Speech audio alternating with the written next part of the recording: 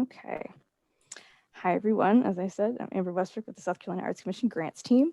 And today we are doing a applicant open call for our Folklife and Traditional Arts organization grants. And Laura Marcus Green will be presenting for us today. Thank you so much, Laura. And Laura, take it away. I'm going to go ahead and start, let's see, with the screen share, or would you like to do another introduction? Yeah, I'll just say hello, everybody. I'm Laura Marcus Green, Program Specialist for Community Arts and Folklife at the South Carolina Arts Commission. It's good to see you all today. And we'll be talking about our open deadline for support for Folklife and Traditional Arts organizational project grants. And there's just a handful of us in the room, so I thought it might be fun for you to introduce yourselves. I know Amber just talked about being muted, but if you want to unmute for a minute and just say your name and what organization you're with and where you are, that would be great. Sure. My name is Abigail Guidi. I am currently with the Horry County Museum in Horry County in Conway, South Carolina. Great. Welcome. I'm Ivan Segura. I'm with Palmetto Luna Arts, and our mission is to foster Latino arts and culture. Wonderful. Okay, thank you both very much for being here. So we're going to do an overview of the grant, and then we'll get into some of the more detailed aspects of the grant program. And then if you all have questions, you can keep track of them, and we'll take breaks every so often, but we'll definitely have time for your particular questions. So, okay, Amber, guess we're ready to travel to the website. So we're assuming that you have access to this information. This is the landing page. You'll look under grants for organizations, and then you'll see that the application deadline for this grant is March 15th at 11:59 p.m.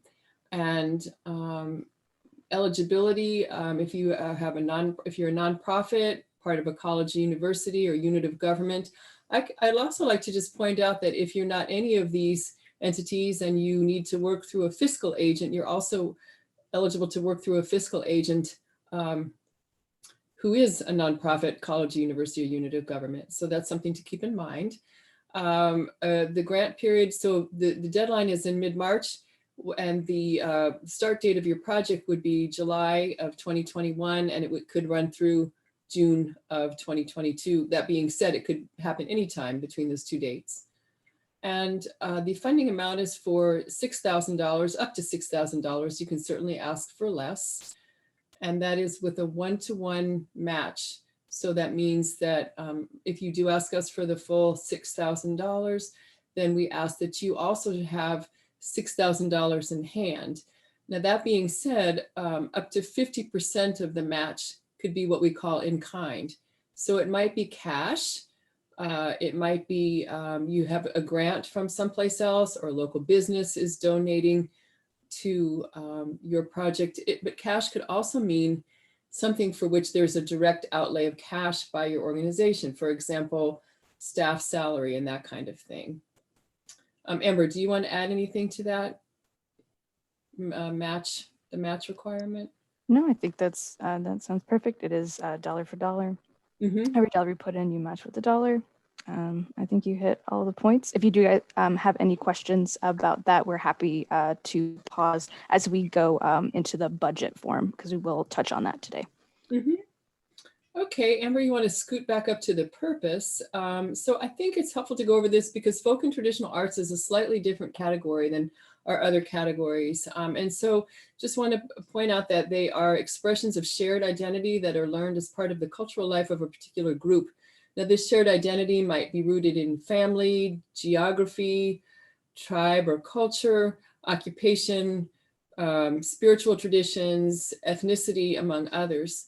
And they are expressions of a living culture. They've been handed down typically from generation to generation, and reflect the shared experience, aesthetics, and values of a group.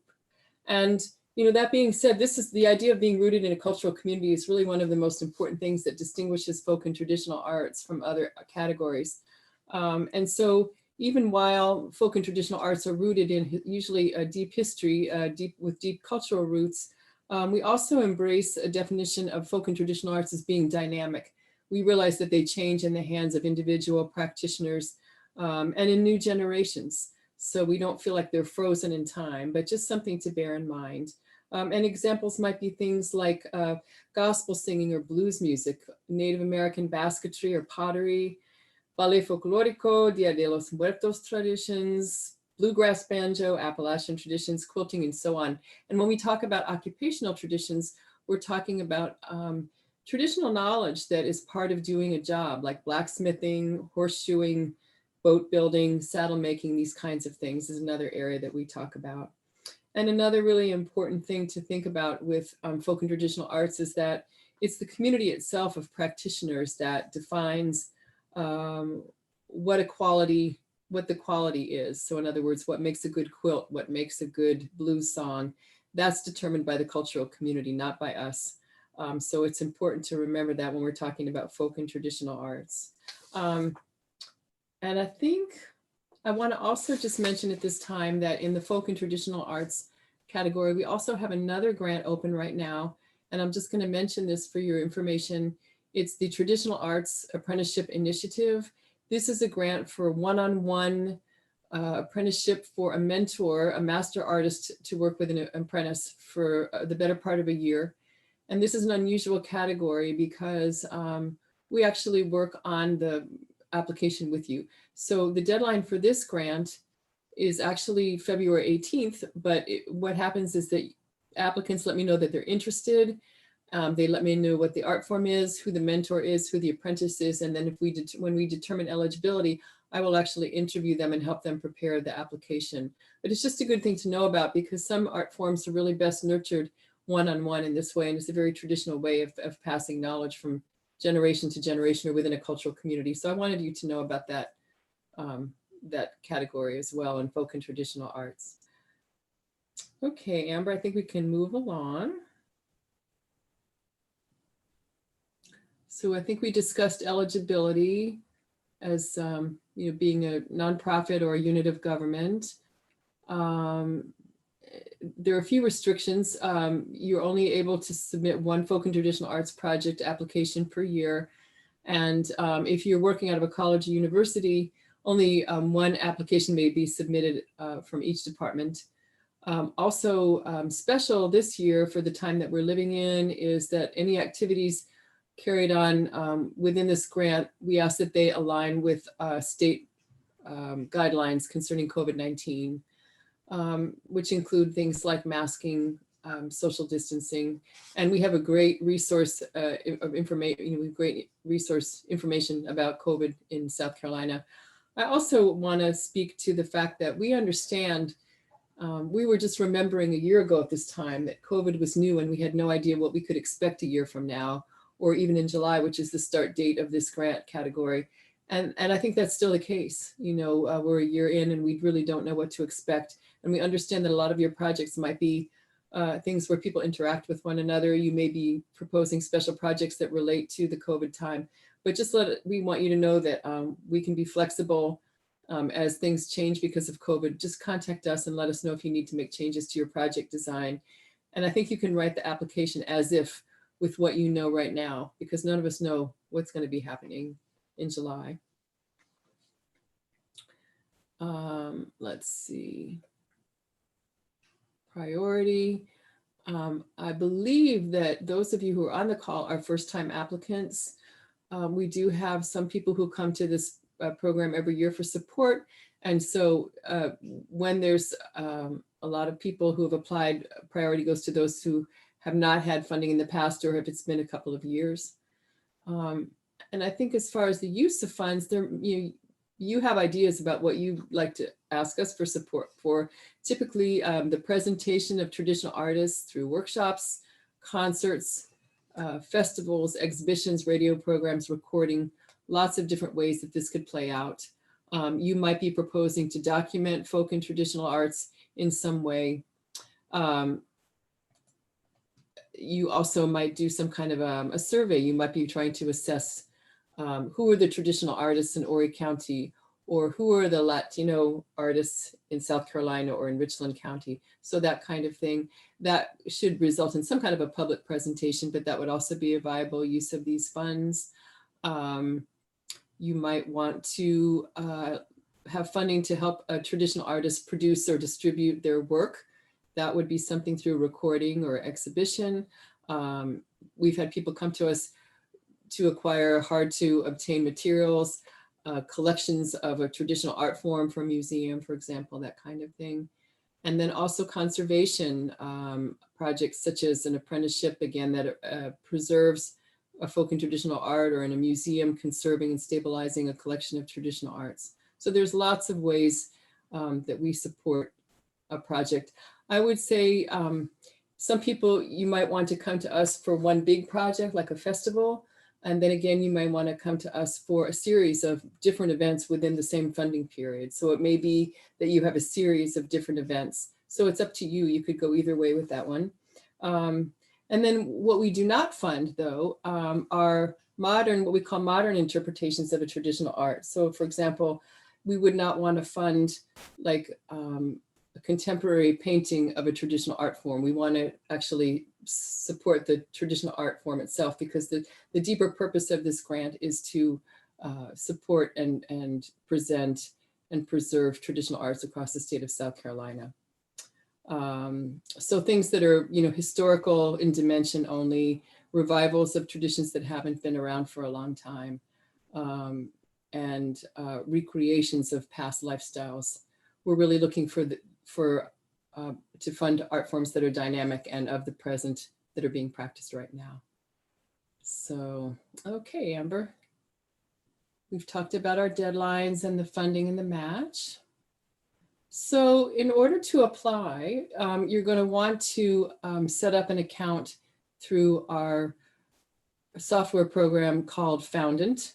We think it's a really user-friendly way to go. And if you have any trouble, Amber is actually a good person for you to have met, because she'll be able to help with any difficulties you might have on the technical side. Generally, if you have questions about the content of your project or eligibility, you can come to me. And if you have tech issues, it's good to contact our grants department.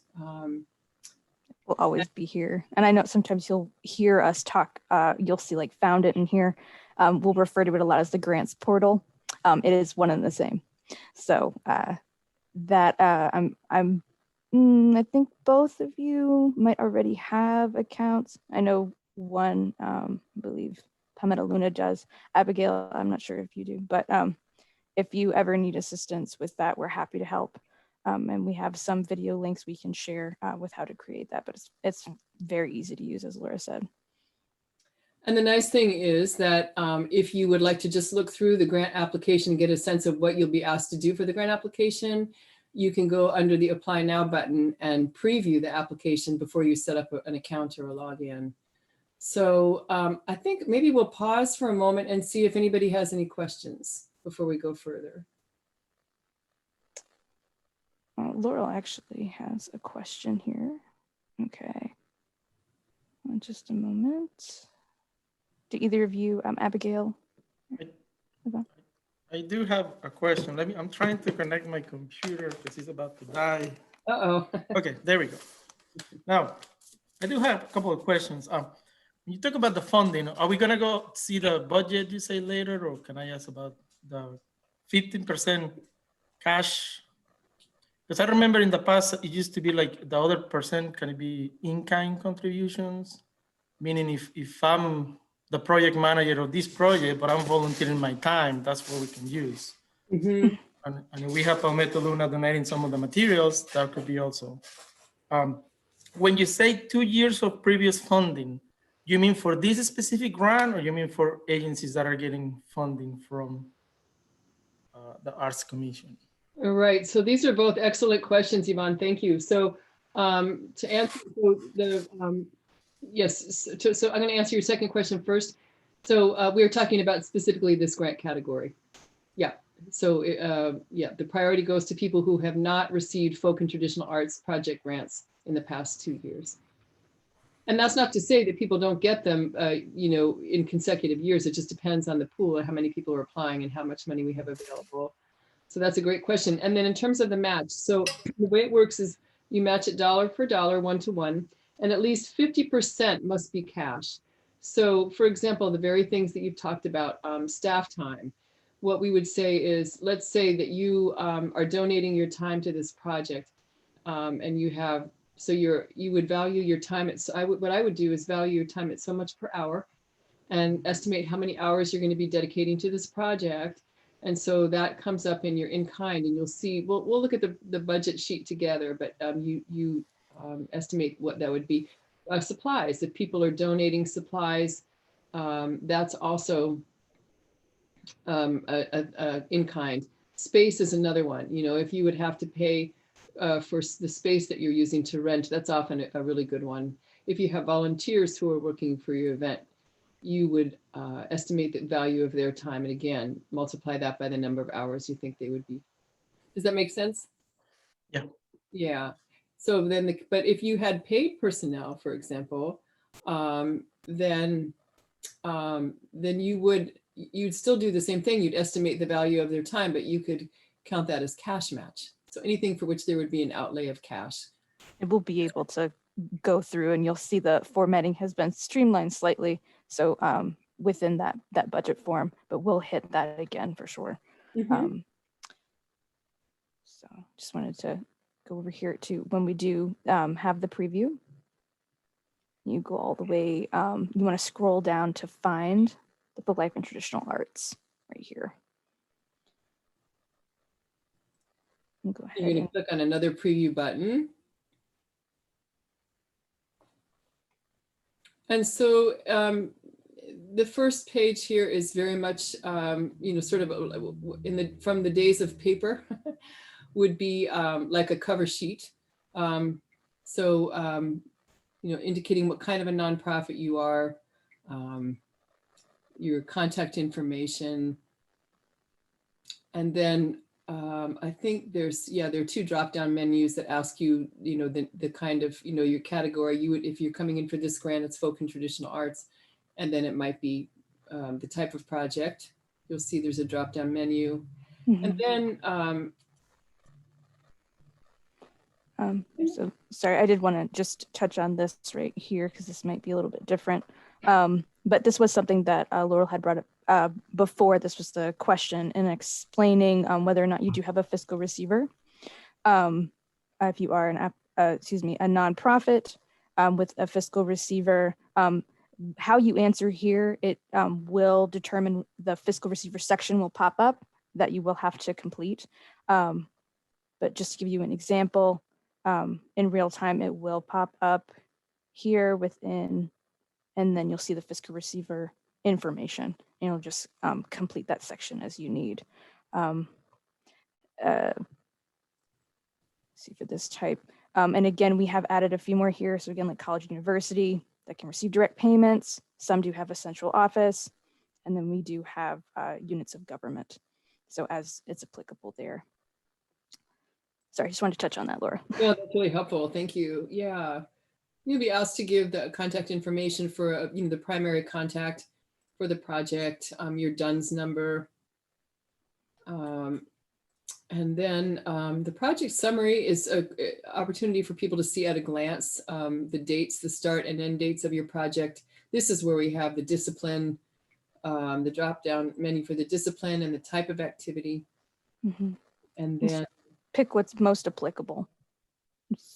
It's really okay. If you have any questions, please always ask Laura, or you can ask one of us and we'll assist you with that. And at the top, you'll see the name of the project. And then we have our breakdown of our narrative in three different sections. Yeah, so the narrative, one other thing I wanted to also say about eligibility, because this is such a specialized category of funding in the folk and traditional arts, we really encourage you to reach out to us and say, hey, I'm thinking about coming to you for this project. Let us know about the project. And we can say, yes, that sounds like it would be eligible, or give you suggestions how to make sure which aspect of it we can fund. before you do a lot of work. We think that's really important thing to do.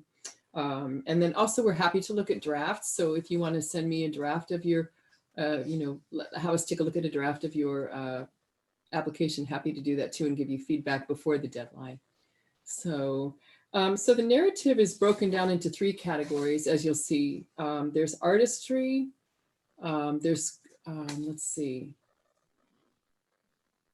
You're going to be asked to answer a series of questions, the narrative questions, and the questions will guide you through this.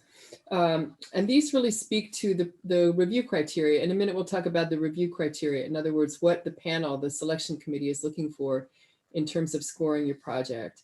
And so we talk about the artistry. Do you want to pull up the first ones? So project artistry, again, we talked about the importance of the cultural base of folk and traditional arts. So really speaking to the cultural community, what cultural community does this represent? What traditional artists will be involved? And what traditional art forms will they be practicing? And how do these artists connect to that cultural community? What is their relationship to the community?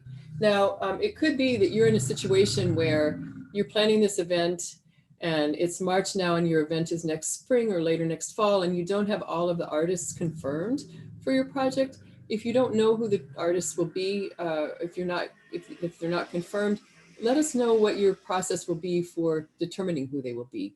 How will you decide what artists are involved with your project?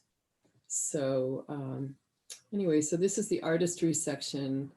Project impact, we're really looking at why did you develop this project? What need in the community did you see in developing this project? And how are the people directly involved with the project involved in planning it and developing it? So we love to see partnerships. How did you reach out to people, others in the community who will be affected by this project to develop it and shape the project? How about your target audience? Who are they? And so how is your project appropriate to that audience? And how will artists benefit from this? Of course, as the Arts Commission, we're always on the lookout for positive outcomes for artists and ways that the arts benefit your community.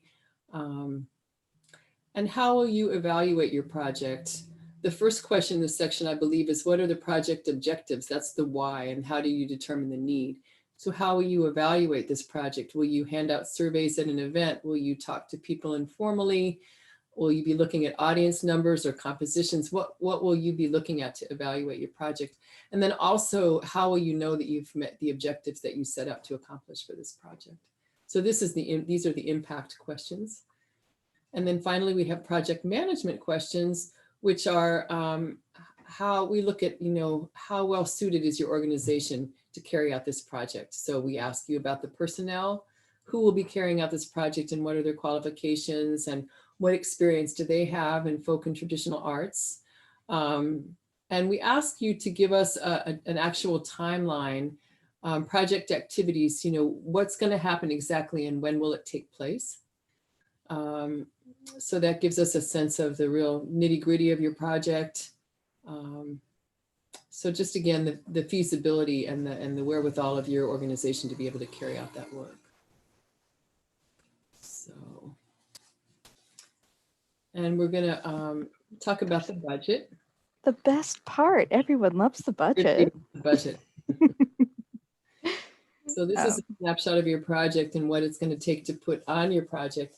And so we advise you to, we ask that you give us the whole big picture. So you may be coming to us for $6,000, but let's say the whole project costs $20,000, whether it's a one-time event or something that is a series of events that happens over the course of a year. And so we want to see the whole picture. And what you'll see is that we have a spreadsheet for you to fill out. We hope that this makes this easier for you. And so you're actually going to download the spreadsheet. You're going to fill that out on your computer and you're going to upload it.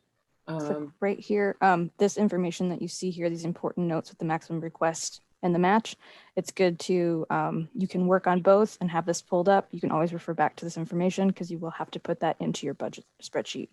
So let me go ahead and switch over to that. And Laurel, I think this is the right one. she had mentioned before. But an important tip, when you download this, make sure you do enable editing. Otherwise, you will not be able to fill in anything. And it's really important that you fill out our spreadsheet. It is a requirement.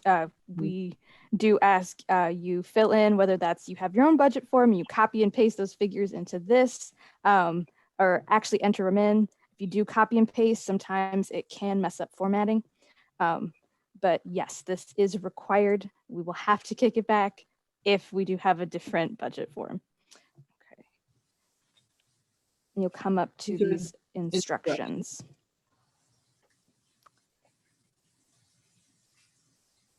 This is tailored to the next tab. You'll have the instructions tab. You'll have a budget tab. You can switch back and forth between the two.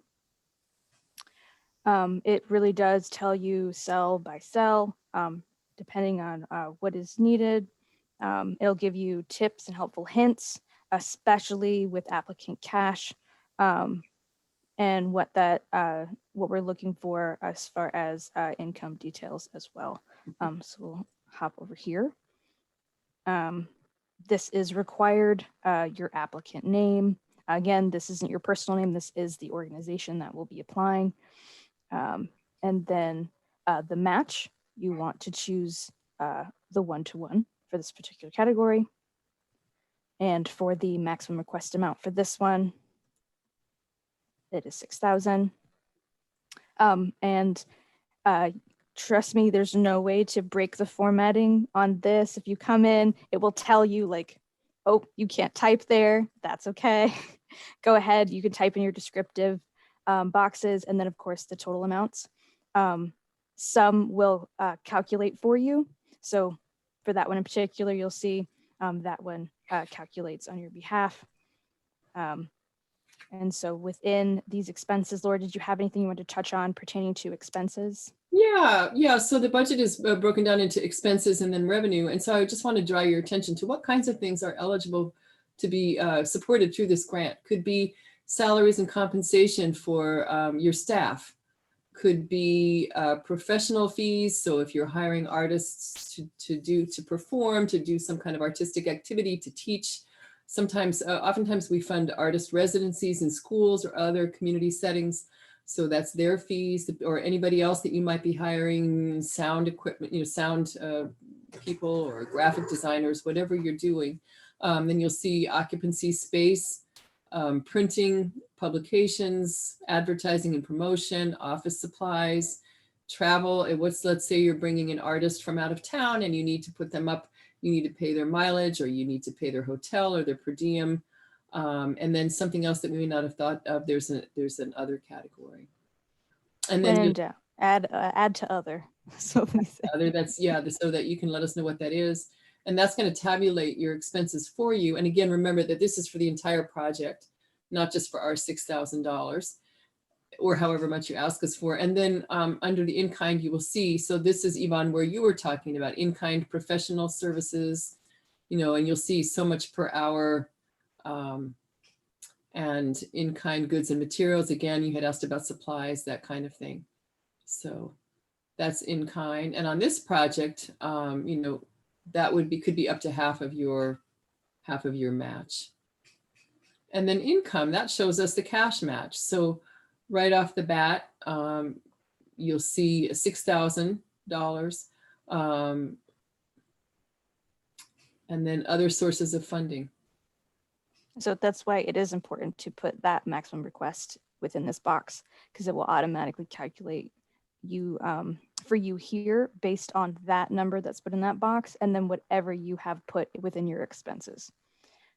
So this will stay at that 6,000. It won't move from there. And sometimes people ask us for less, $5,000, $4,000, $3,000. If it's $1,000 or less, then we would direct you to another category of funding. So I'll try to show an example of what that might look like. Here we go. So based on the expenses, and then of course, it'll always tell you what's the allowable in-kind. Please put all of your in-kind in there. We do want to see of it, and then it will automatically calculate and help us see what is in fact your eligible amount for this award. Now, another thing that I would point out, you notice that it has federal and state funds. So you can list them, but you're not able to count them as match. Right, Amber? You cannot include state or federal funds as a match for this grant. Believe it's because it's paid with federal funding. I believe state is fine, but I believe federal is not. Kathy, I know you're also on this call. Did you have anything you wanted to add to that? Yeah, you're correct on that, and just that you cannot use another Arts Commission grant to match this Arts Commission grant as well. Thanks, Kathy. And this this is a good moment to say that the funds for this program come from the National Endowment for the Arts. So that's a reason that we do not match federal funds as well. And just another important thing to note, we do have, you'll see we have applicant cash here. So that is probably where a majority of your funding might come from. But again, we do have the corporate, we have the private funding as well. And then of course, you'll see here, it'll tell you if you do have a deficit. You definitely do not want to submit a project budget with the deficit, just to make sure that it is balanced or you do have a surplus. In which you'll see a green check mark here instead of that red X. Any questions about the budget while we're on it? Can we add lines to that budget, or you want us to try to fix our expenditures in one of those? Sure. So you can add as much description within those boxes as you can. You cannot add any other lines, but just like if you had many corporate donations, you can add them all within this description box and then total that amount to the right. So just to clarify, the in-kind is like a quarter of what we're asking. Essentially, if what we're asking is just the 600 or 6,000 or less, the in-kind can only be a quarter of that. Correct? Up to 50% of your match. So you'll see like your award. In this case, it would be 4,000. So you can have up to 2,000 of the in-kind. Okay. Yep. All right. Thank you. Yeah. You're welcome. Is there any way to differentiate what would be like potential income to the one that we actually have? Like if I'm applying for a grant somewhere else, and I don't know if I'm going to get it by that time, or if I got it or not, should I even mention it in here, or I shouldn't? You can mention it. Sometimes we do have organizations that will say in the description pending. It's fine, but we still like to see that in your income section. Right. So you can confirm it. I mean, you can put, one way you could do this is, put the other source of income. If you have another grant, you could say pending, as Amber said, or confirmed if you know you have it in hand. So we understand that, you may not know at the time that you apply that you may not know whether you have the funds or not. That's okay. All right. Everyone good with the budget? All right. Sounds good. And there are two other forms that you're going to want to download and then re-upload. We could look at those too. And I just wanted to mention too, Amber mentioned, that you can, if you make your own budget from on your own spreadsheet, and then you can cut and copy and paste figures into our budget. This is a really good practice for your narrative questions too. I strongly recommend. Foundant is a great program and it's pretty stable, but as you all know, in the world of virtual applications, it's a really good practice to compose your narrative answers in a separate Word document and then copy and paste them into our form. For one thing, you'll have a lasting record of what you did, but if for some reason you should lose something should happen, you don't want to lose your work. If you've ever had that heartbreaking experience of something happening to the system, or your power goes out or whatever, you'll have a backup. And that's true for the narrative questions, as well as we'll talk about work samples in a minute, but the text that we ask you to include with the work samples. So just that's a handy hint that I wanted to share. It's one that I live by constantly. Constantly have backup for the backup. So as Laura mentioned, we have two more forms that you will have to download. And again, these are, this one is required. We do have the staff demographics chart. Kathy, is this one also required, or if they have their own staff chart, are they able to upload that? I wasn't sure. That one's required because all that is asking about is the ethnicity of volunteers and members of the board and your staff and stuff like that. So it's not a list of who the personnel is, because that's a narrative. This is just asking what the demographics are of the folks that are part of your organization or working with you on your project. Thank you. So this is the example of that board director's form. Let's see here, pretty straightforward on that. And then go ahead and share with you guys the staff demographics chart. So again, you'll download these forms and then you will fill them out on your computer, and that way you have a saved copy on your computer, and then you'll re-upload them. All right, and you'll see, you'll have these upload files there. Now, typically, when you do have a good practice as well, if you have uploaded it, typically it does save it automatically, but just to be sure, go all the way down to the bottom, hit save application, just to be safe. That's right. That brings up a really good point, Amber, is that, you know, you probably may not sit down and do everything in one sitting. And so you can know that we can't show it to you on here because we're not logged in. This is the preview function. But once you're working on your grant application, you can push save, save. And I do that periodically just to save it. I think that'll change your screen, right? It might. It will. It'll bring it up and it'll say that you have this much left of your application. And so your application will then live on your applicant dashboard for the remainder of the time. And so you can just go in and edit that as you need to.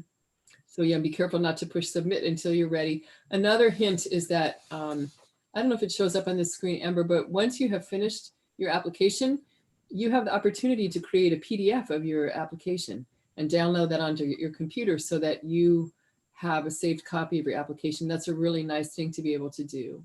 And when we will touch slightly on the collaborator feature, and so I'll be able to touch back on that when we get that view, Laura, of what that looks like and how to download your application packet. But a good thing to also mention, because we are in this preview, you can come up here at the top and download a PDF of the questions for this application if you would like it in that format as well. I think it's really helpful to go through the questions before you sit down and start writing so that you see what they are and you can kind of focus your attention on, answering the specific question that we ask for each of the narrative questions. I actually go so far when I'm writing a grant to type on that Word document where I have my backup copies. I actually type the questions on that form because that really helps me focus my answer to make sure that I'm answering the questions.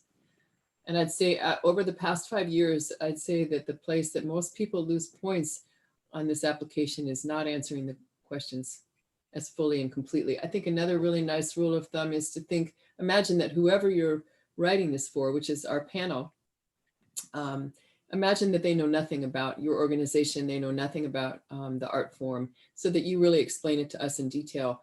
I will say that the panelists we choose, once we have the applications in, we try to choose panelists who do have the relevant cultural expertise, but not everybody is going to be an expert on anything. So it's always best to assume that people know nothing about your project and that way really explain it well. Okay, I think we're probably ready to look at work samples.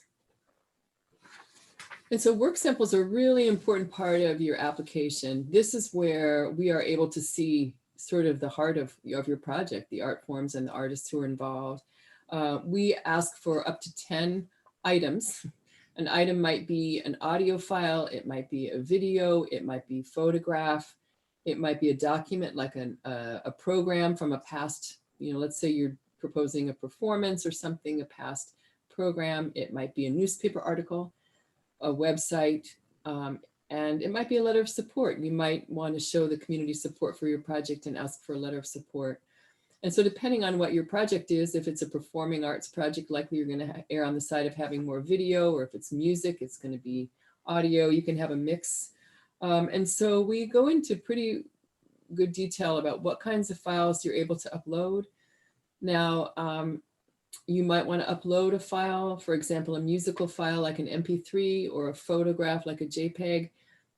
In the case of video, you might send us a YouTube link, and there's a place in the form where you can just paste a URL. We do ask that you not include video links that require membership to a particular platform like Facebook. Not everybody has Facebook. So anything that would be password protected or that isn't public, we ask that you not use. Be sure to use something that doesn't require a password or a membership. And then for each work sample, we ask you to give us just a little bit of information, the name of the artist or individuals involved, the title of the work, if that's relevant. It might be a song, whatever it might be, the date and place as known, when this piece was done, the location, and then if it's an audio piece or a video piece, the length, and a sentence or so saying the relevance of this piece to your project. So we ask that you submit work samples that are really relevant to your project. If it's an earlier work by proposed artists, or if it's your festival from last year, something that really gives us an idea of what this project will be like for the people who experience it. If you have a video that's longer, we ask that you keep these things relatively short, and remember that the panelists only have a total of 20 minutes to take in your work samples. So you might have a longer video, but you could say, please watch from 5 minutes and 3 seconds to 7 minutes and 14 seconds or whatever, so that we know where to watch. So we understand that you may submit a longer video. And I think that is it. Less is more. You don't have to have 10 items, but just make sure that they really reflect the project that you're doing.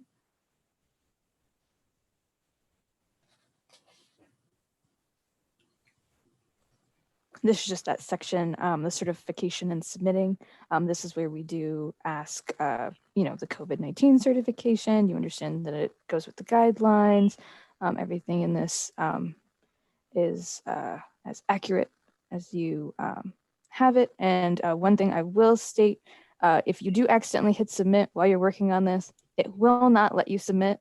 Majority of this is required, just to be safe. We will not have to kick it back to you. It will let you know, oh, this is not submitted because of these things. So each section, if something does get pinged, it will show up in red underneath the section and what needs to be adjusted. But if you have any issues, like Laura said before, technical assistance, just reach out to the grants team and we can help you with that.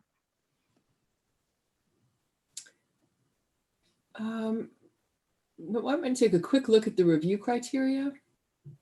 Sure. And you may wonder, so what happens to your grant once you submit it? So that's one leg of the journey done. It's out of your hands. That's always a really nice feeling. You've done the hard work. Now we do the hard work. And so we will look and make sure that you have everything there. Again, as Amber just said, it's pretty hard not to have everything there because the program won't let you submit it, but we will make sure everything looks good. And then, as I said, we will choose panelists who have some expertise in the cultures and the art forms that are represented in our pool. Typically we meet in late May, and the panel makes its recommendations, and then those recommendations go to our final board meeting, the Arts Commission board meeting in late June. And once those recommendations are passed, then in early July, we'll be able to let you know whether your application was successful or not. And then if it is successful, then that begins, you'll receive an email with a contract and fill out the paperwork, even though there's no paper involved. And you'll be working with the grants department on that, Amber and Kathy, and that will lay out all the terms. We ask, that people acknowledge the South Carolina Arts Commission for the projects that receive our funding. Let your elected officials know about the award that you've received. At the end of your project, you'll be asked to submit a final report. And let's take a look at the review criteria just for a second. I think it's helpful. This is something else that I urge you to keep in mind when you're working on your narrative and all aspects of it. Again, it's those three things that we talked about in the narrative: the artistry, the impact, and the project management. And you'll see how they're weighted here. And this is always a great thing to do as you're preparing a grant proposal, is to look at the review criteria. So this is what we will ask the panelists to look at as they're scoring your application. And the questions are designed to speak to these criteria, but just something to keep in mind.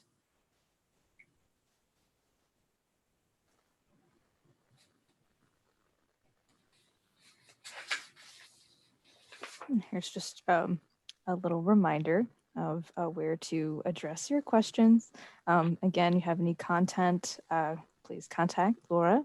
If you have any issues within the grants portal, any questions, reach out to us at the grants team. If you ever need any one-on-one assistance, we do have that opportunity here that is with the grants team, but we are able to bring in Laura if that meeting needs to be through Zoom for any reason. And again, I'm happy to look at advanced copies of your narrative and or other aspects of it and give you feedback. Amber, maybe you want to talk about the collaborator function. Yes, go ahead and switch over here. Some of you may be working as a team within your organization. You're working on different aspects of the application together. And so there is a way that you can collaborate. So this is what it looks like when you're inside the Foundant. This is just more on my admin side of things, but I'm going to show you more of what this looks like. Here we go, from an applicant point of view. So you're on your applicant dashboard and you're working on an application. Typically none of this will be there, but you'll see view, and this would say edit application. You'll go ahead and open that up. And we'll go ahead and you'll see up at the very top, collaborate. You'll click on that. You'll need the email address of the person you're looking to use as a collaborator. Some examples are anyone who deals with financials. They can log in and submit the budget form on your behalf.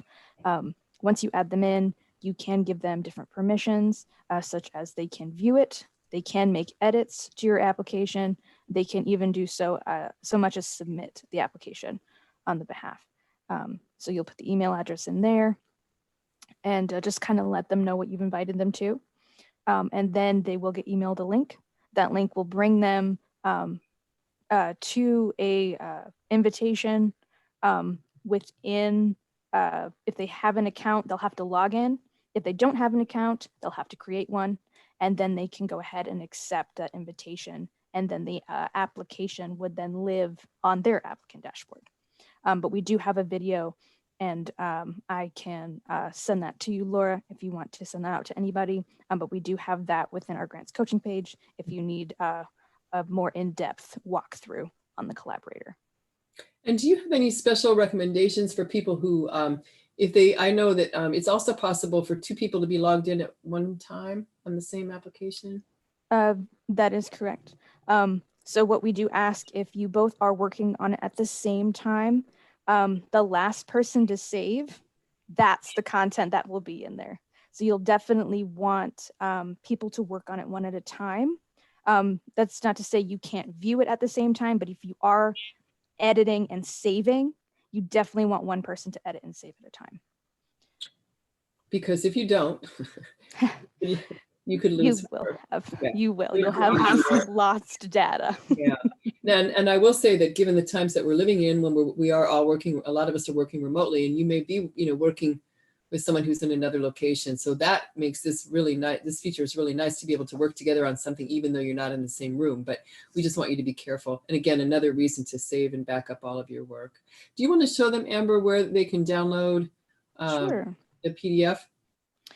So you'll see, this is again what the application view would look like. You'll see your contact information at the top, and then you'll see right below it, there are these two buttons, which has the question list. This downloads that application question list again for you. You want to hit application packet. Once you click application packet, it'll download a PDF version of everything that you've put inside of your application thus far. We do recommend, once you're complete, if you want to have a backup, in case, things do change as they go, you can have a paper backup, but it will always live here. You can always access it. Inside of this application packet, it will include all of those reports and, spreadsheets that you do upload. And those will be at the very end of that packet, but everything will be saved in there. Thank you so much. Yeah, so it's a pretty nice, nice program, easy to use. We think user friendly. And if you do have any questions, again, please let us know. Again, a good habit, I guess, or good tip rather, if you do already have an account, you can also access all the applications we have currently open. When you are on your applicant dashboard, just hit apply up top and you can scroll through and preview and apply to whatever is needed. Amber, a nice thing to show people also at this time might be the grants coaching page. Absolutely, you can switch on over there. It's a relatively new thing that we're doing, and it's really fabulous. The first Thursday of every month, there's a monthly session on different topics, and you can go back and see. It's always at 11 a.m. And so you can just as you registered for this session, you can register for those. But the nice thing is you can also go back and look at what's already been done. So if you have a question, like Amber was saying about collaboration, you can look at. This is where you'll see right now we have a registration link here, but the video for this call will live here. So you can always access that. And then of course, this is calls we have for artists. Those will also live here also with the video. And then our topic section. You can register here. Once you register for this monthly topic, it will register you for all of the first Thursdays that we have. And all the videos will live here, as Laura said. So you'll see utilizing collaborator. This is where we did a little deeper dive. And you can always watch this for more information on that. And then of course, creating a profile. We also have a video for that. And it does hit on some of these sections within that topic. Thank you so much. You're welcome. And then of course, the one-on-one calls we mentioned before, you do have links for 15-minute and 30-minute sessions there. So I'm going to go ahead and stop sharing. And let's see here. Thank you all who are watching our recording. And please reach out to Laura with any questions. And then please reach out to the grants team if you do need any help with technical service. Thank you so much.